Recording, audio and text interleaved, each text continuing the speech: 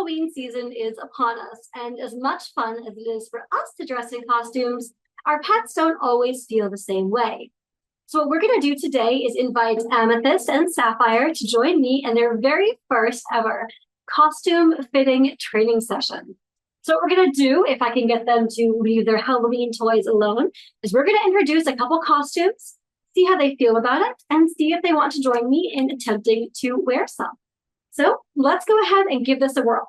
Now we're going to use choice-based training, which means that I'm going to invite the cats to interact with these costumes, sniff them, touch them. I'm going to hold them up at different angles and let them interact with it from there. And then we'll try to actually wear some of those costumes if we're able to in a single session. It may take you more than one session. That's totally okay. And honestly, pretty expected for most pets, cats or dogs. So let's give this a whirl. Now I'm going to bust out some pretty high value treats for my cats because they've never done something like this, and it can be a little bit strange and sometimes a little bit scary. So we're going to make sure that we are well prepared in advance. We want this to feel as good for our pets as possible, and we're asking them to do these new and potentially hard things.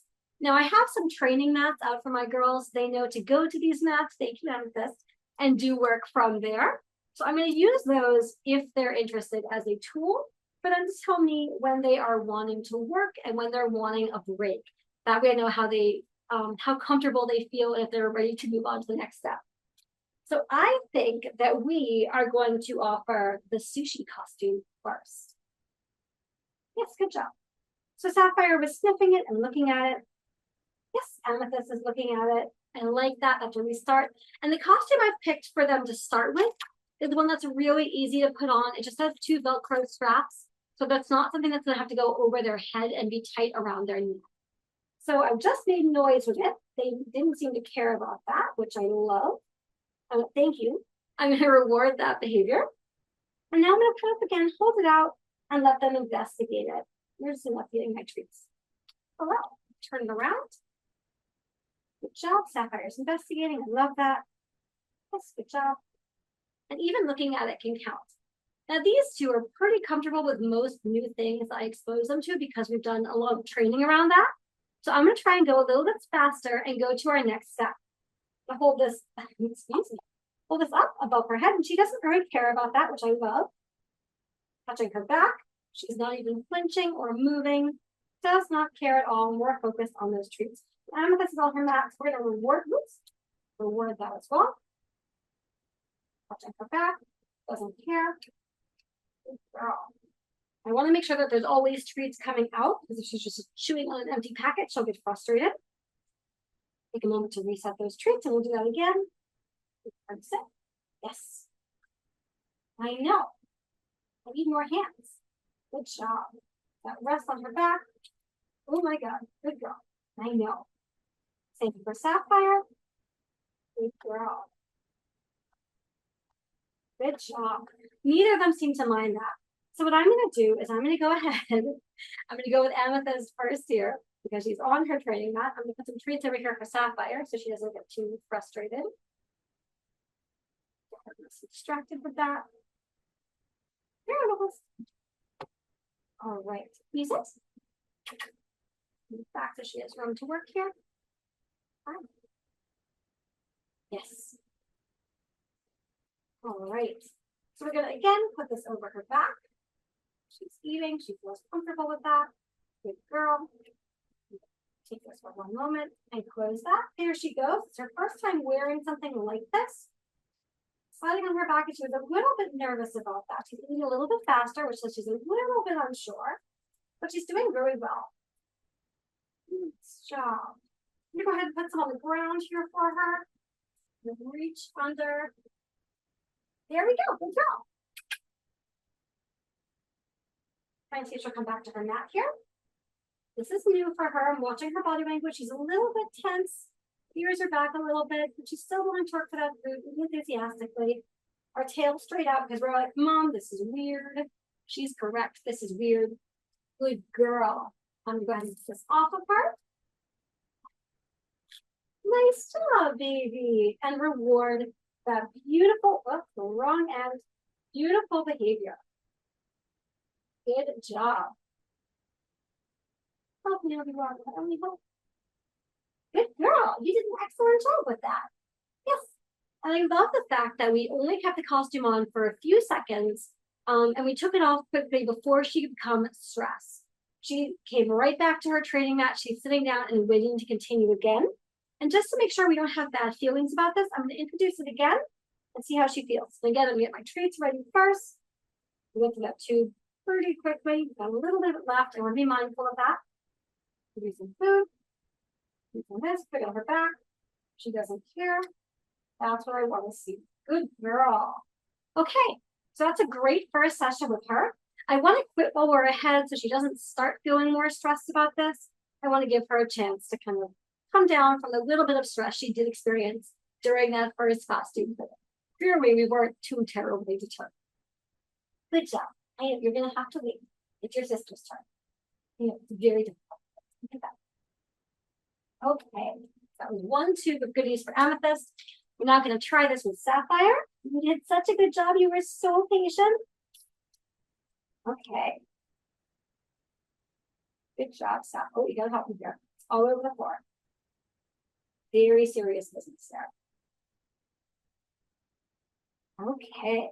So for Sapphire, we're going to try the shark costume, which is a lot more challenging because it has this big head, which has to go kind of on top of her. That can be a little bit harder. All right. So this has more Velcro. And remember, Velcro is noisy.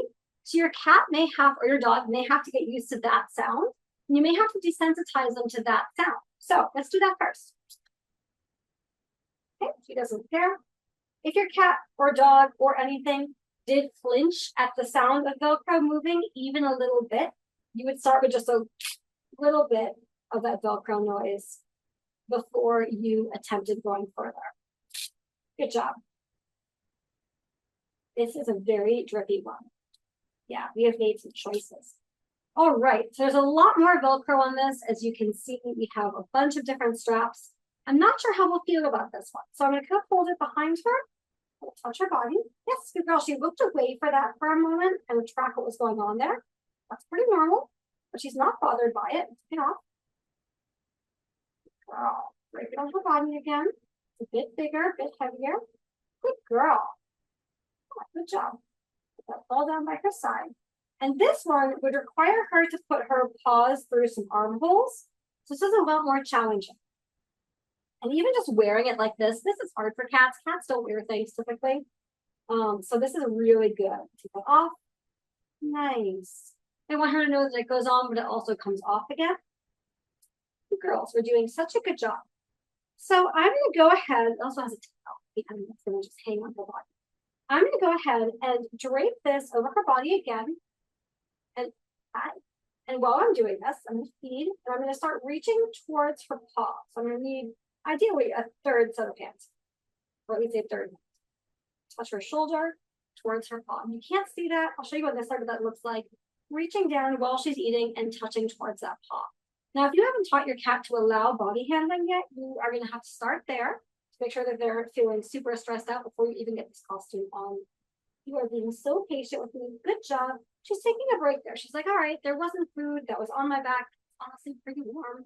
So, hello.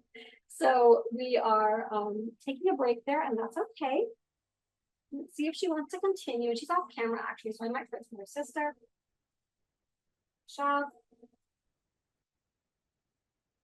I wish I had this other way because your paw is already up. Shove. Draping that over Amethyst. Good girl, touching the paw. Good girl. Of course, you can't really see that because your sister's in the way. Good job, baby. Okay, what do you think, Saf? Do you want to try again? Drape this over her. Move her back on her. Here's Sapphire. Amethyst, you have to give your sister a turn. You do. It's very important. Thank you, baby. And Sapphire is as close to the mat as she can be since her sister is monopolizing it. She goes, we're eating. Give you some more food, sweetheart. Always want to make sure I've got food and we're ready to go here. You two impress me every single day. Here she go. She's eating, that's draped on us. Her pupils, by the way, are nice and normal. They're not dilated. She's not flinching. She's slightly annoyed by her sister. that's pretty normal. Yeah. Good job, Seth. Thank you. Reach down, touch that paw again. Wow, how that pretty? No, okay. Not your pretty. Again, this is straight on her back. You're growing, make sure that food is coming out steadily. You reach for that paw. Good girl. Yes, nice job. And because this particular tube is very drippy, I have to go kind of slowly with the trees, which means a lot more tree tracking, which is where the exercise is really helpful. Okay, good girl. I'm going to pause there because she was taking a break and moving away. Also having some treat malfunction. Oh, yeah. Fell over her hands. Thank you. What help with that? Okay. So this was a great first session with the girls. I don't want to push too hard, even though she is coming back and telling me she's ready to continue. We're just gonna do this. Hi. No, thank you. No thanks. We're gonna try that one more time with Sapphire. And again, make sure my Velcro isn't stuck where it doesn't belong, which it is.